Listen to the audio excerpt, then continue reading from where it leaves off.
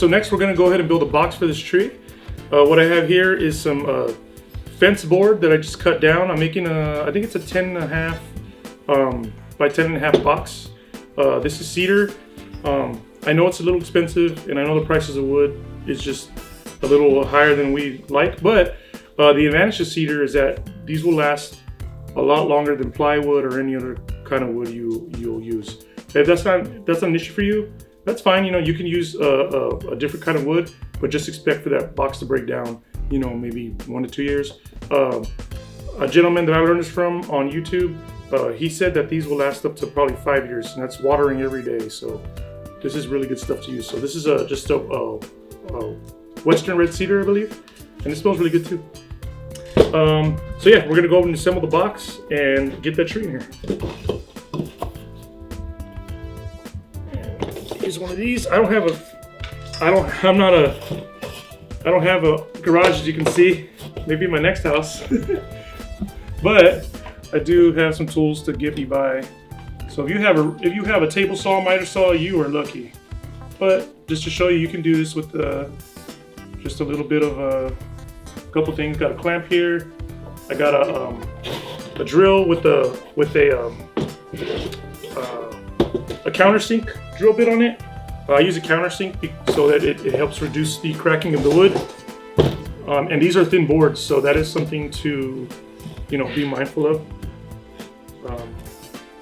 Yes, I'm just squaring this up, making sure it's nice and flush.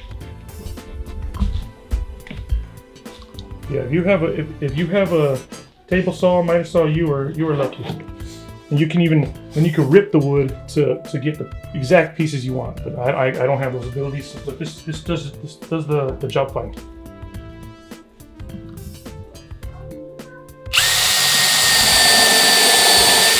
Okay. Now you like to use these screw with the star bits. These are great.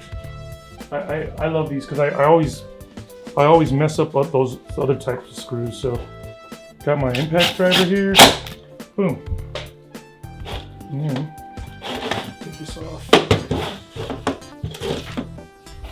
Let me get another. I do 2 holes per end.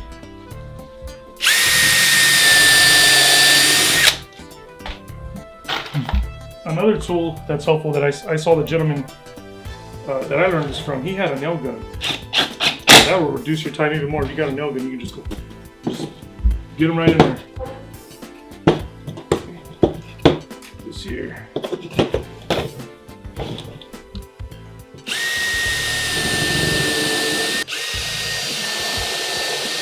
If you have a container big enough, you can put this tree in what you have. Boxes aren't necessary, but the advantage to them is that you can customize them. They're incredibly customizable.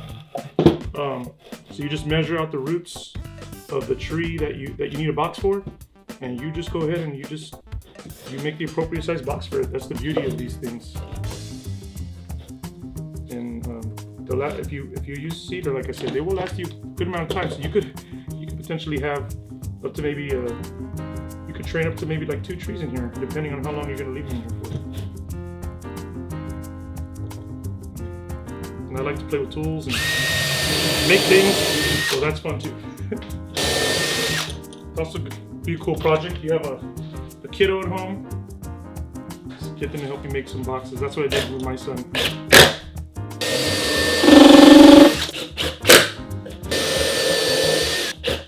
Okay, so that's the sides of the box. Now we're going to put on a floor. I think I'm going to use this side. Okay, it's the same thing. Cut them, so I just needed 3 here.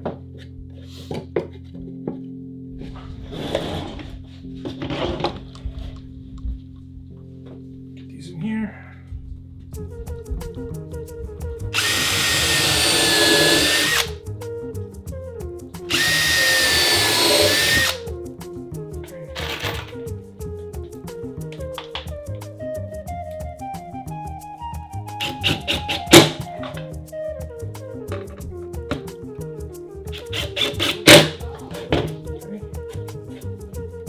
Nice and I'm not worried about spacing because I'm going to drill a bunch of holes in bottom here, so I'm not too worried. I mean, if you want to rip, if you like that design better, you can make little like slats like this, and that could be your aeration right there. That's not the way I do it, because like I said, I don't have the tools to make that job easier, but this way works just fine.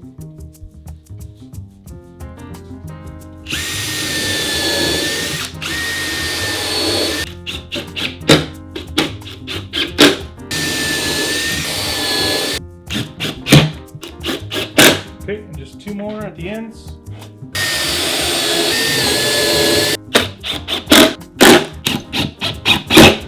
Okay, now what I do next is mark, and you don't need to be this precise about it, but I do like the aesthetic of it. I like for the holes to kind of just be all nice and kind of on the same level as each other. Not necessary, but this is the way I like to do it.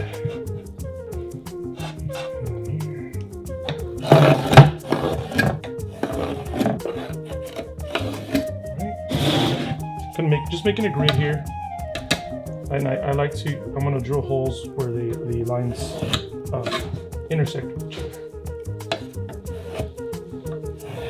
Little tip I learned from the Mirai people at Mirai. They make some.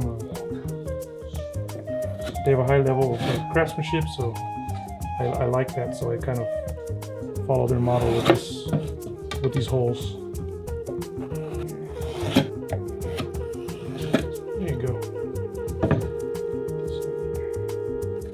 Okay, now I'm going to drill in, I believe this is, what tells me here? I think it's a half-inch holes in it. Big holes for maximum drainage and, more importantly, maximum aeration to the, for the tree.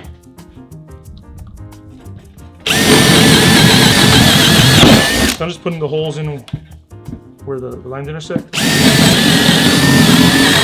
Make sure you get your wife's permission to do this.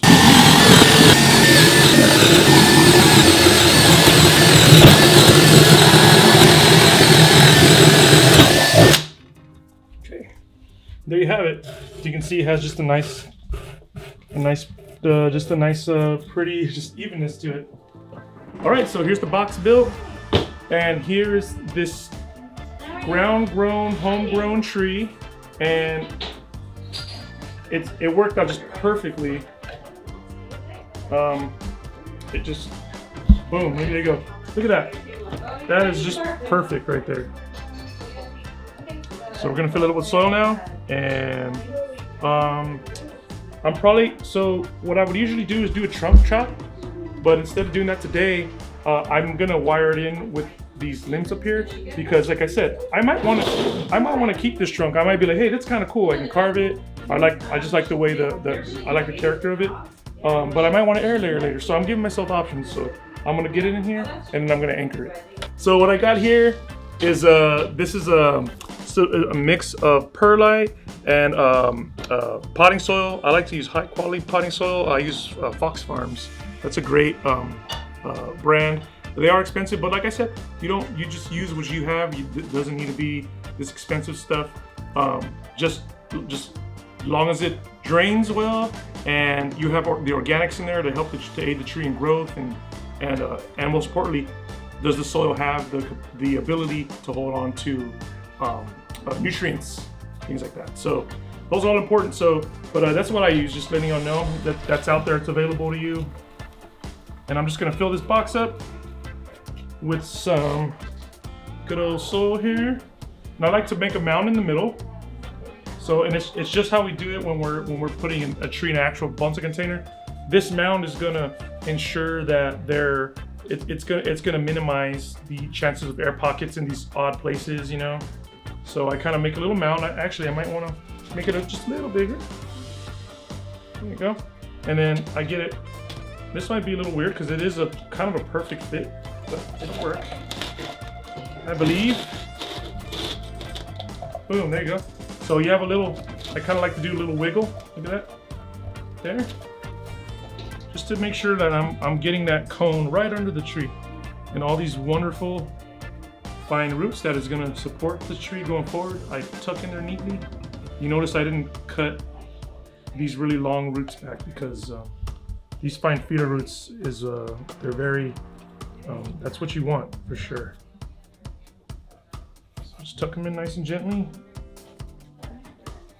Okay, yeah, perfect fit, and I'm real happy. And I think that I'll get the soil up high enough to get to that flare of the tree that I want right here.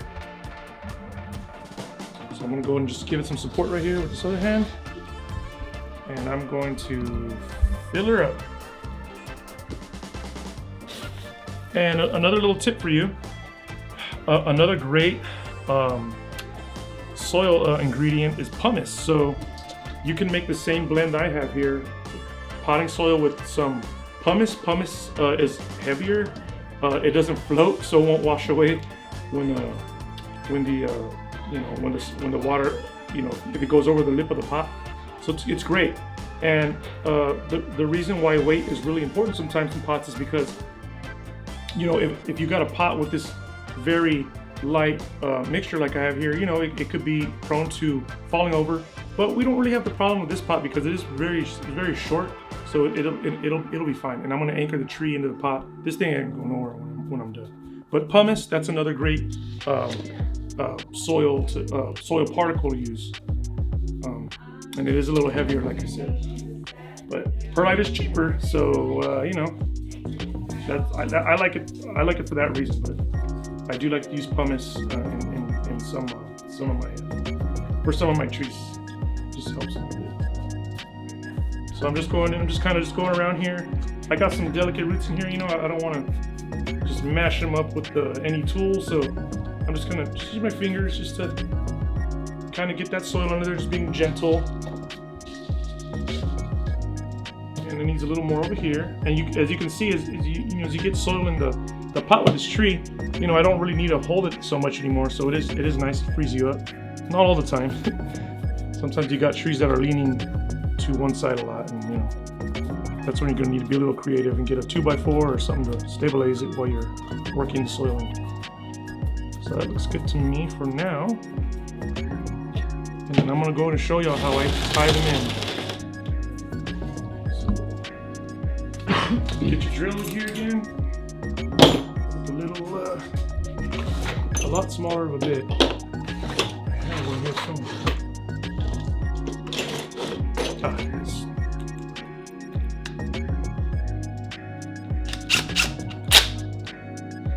Oh.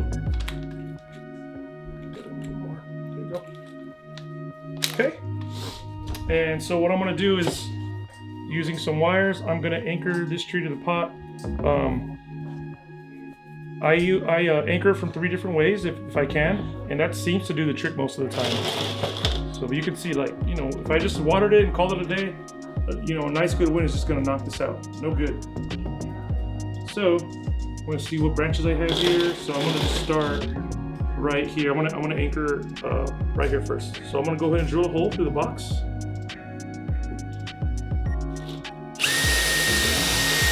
Okay. And I'm going to get some wire here. Wire and a padding for the wire. You don't want it biting into especially if this is going to end up being a branch I want to keep that on. You don't want the wire just cutting into there as the branch grows. So you can pad it with some rubber gasket or this stuff. This stuff is great. This is what they use for aquariums, fish tanks. So I just use this. Just get some. I like steel wire, galvanized. If you can get it, because it resists rust a lot better than just any other steel wire. Oh, yeah.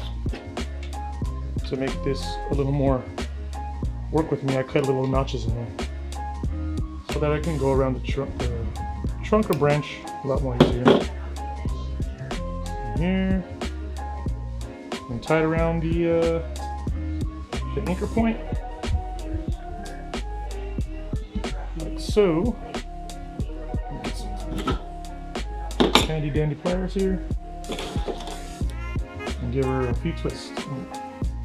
Should be plenty to lock it in. Okay. Okay, get the rest of this, put it in that hole you made over here. And pull it, get slack out of it, and then just give it a few ties around there. And then it'll get tighter as I make the other anchor points.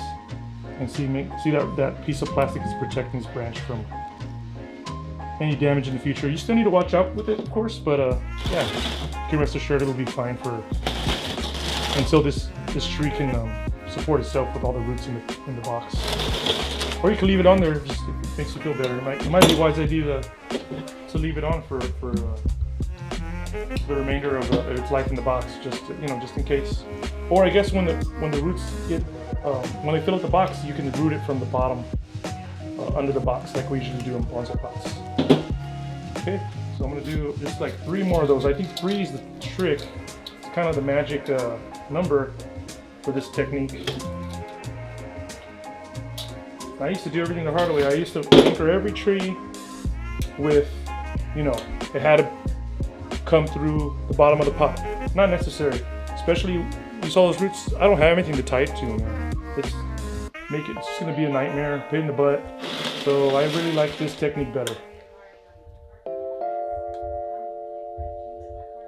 So, and I kind of try to do it like a triangle. So I got anchor point here, so one here and one here should take care of the tree. And I can even go around I can even go around the trunk if I wish. But since I have all these branches, I'm just gonna go ahead and do that. I think that's gonna work out. Watch your eyeballs. Fine wire here. Oh, and I didn't do my hole. So I got one here, so I think one here will be good.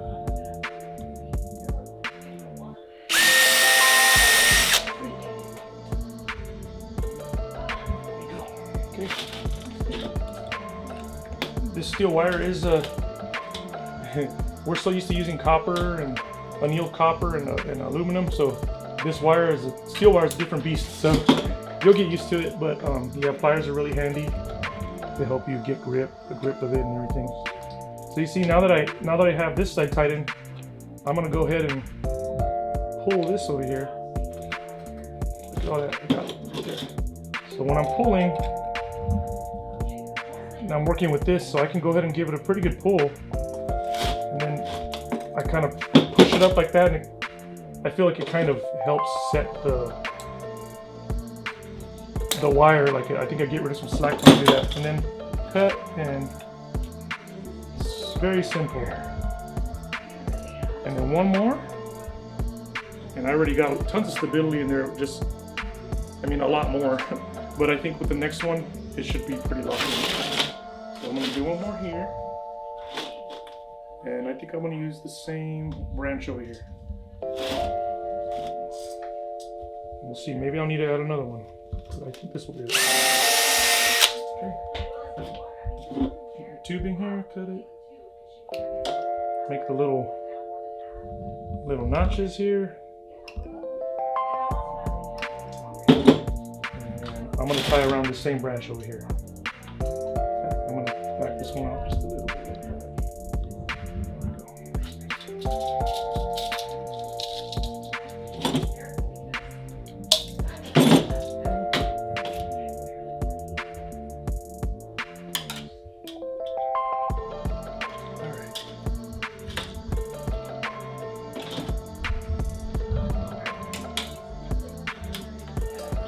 Twist.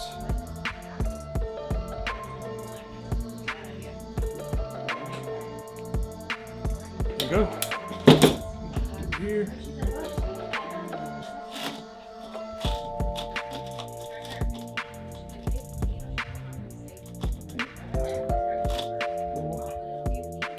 This one came a little loose, but it's fine. I can go ahead and tighten that up later.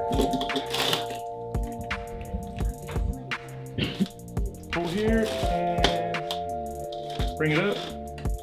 Cut this excess off. Don't need all that wire here. Twist. Tight on itself. Okay, let's see how that looks. Okay, that's not so bad. I think I can make it even better by undoing this, and I'm going to go ahead and tighten it up on this side. We'll see how that looks. The wires here, pull. Kind of got that branch working against me right here. It's kind of sliding off, but I'm going to see if I can get it to work. Okay. And if I need to add another one, that's fine. No problem. And you can trim these off. Your hands will thank you for it later. Or bend them in, just to increase the chance of cuts to the hand. We use our hands, gotta be nice to them. That's pretty dang good, look at that. So, you notice when I move the tree, the pot's moving with it. It's a very, very good sign. But I am a little worried about this one. I think it has the potential of sliding off. So I think I might just add one more going this way, just to be safe. So I can sleep at night. But as you can see, 3 usually works. I just kind of try to think of it as a triangle. You got the pinnacle, the 2 sides, that usually does the trick. Sometimes you need more, and that's okay. So right here, so I'm gonna put one right here.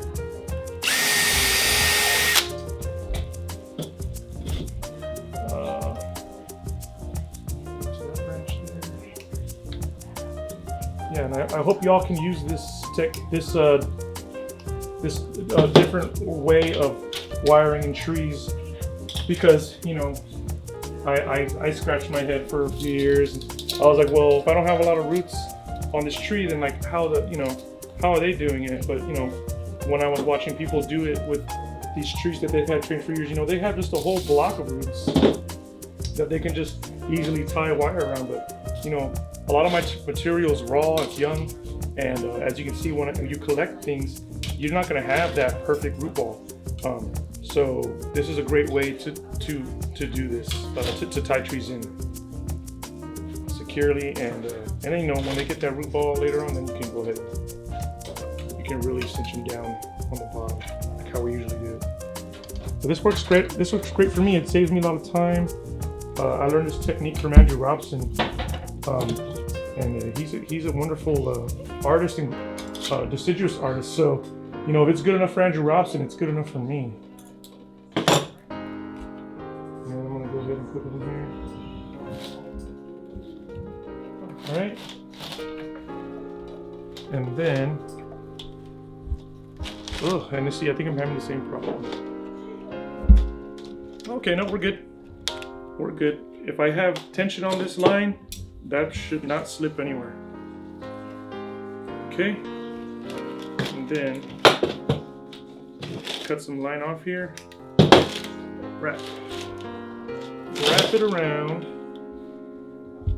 All right, and then we're good. Look at that. It feels even more stable. Look, sucker's not going anywhere. And just another thing I do, not necessary, I guess, but I do it, especially if you have bigger, heavier particles. I just kind of give it a tap. A little tap with the little rubber mallet. Settles the soil, closes up air pockets. You can see it. You can see the soil level kind of dropping a little bit. And then you'll know if you need to add more. There you go. Voila! There you go. And of course, when I water the soil, the soil level will go down, so I probably just need a little more. But there you go. I can place this wherever I wish, since I'm a big fan of putting things on the ground to aid the roots in developing from the warmth of the earth. So it's gonna just go on the ground, and as you can see, I didn't put any feet on. That's just another step I don't do. You could do it, but like I said, I think if you have this straight placed on the ground after collecting a tree, I think it's just that much better off, because you got the warmth of aiding those roots and coming back. So no feet for me. But try it out. But you can also put animals. You can. I mean, I'm not. As you can see, I'm not a woodworker. So if you have the skills, you can make these boxes look a lot better. But it's serving my purpose. I don't need it to look nice. It just needs to function, and it's gonna break down anyway. So it gets the job done. But there you go, one more little, see, this wire, this came a little loose right here. See, you know, I always check it too. So if you see something like that, it's okay. Unwire and tighten it up again. Because maybe when I tighten one of these sides, maybe for some reason this kind of came loose. So just gonna secure it. And then boom, there you go. Steel wire, so get those pliers out. There you go. Once you tie it, should be good. Yeah, that's about it. I think I'm gonna go ahead and give this tree water, place it on the ground, wait for it to come out. We decided to do this, perform this at a very opportune time. The buds are swelling; they're about to pop. So I'm very confident it's gonna come back and flourish.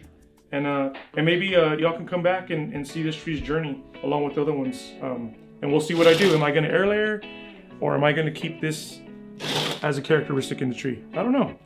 But thank you so much for joining me and letting me share this with y'all. I hope it helps. And I don't want to still call us a tagline, but get a hobby. He said something like that. Get a hobby. Have fun. Bye, everyone.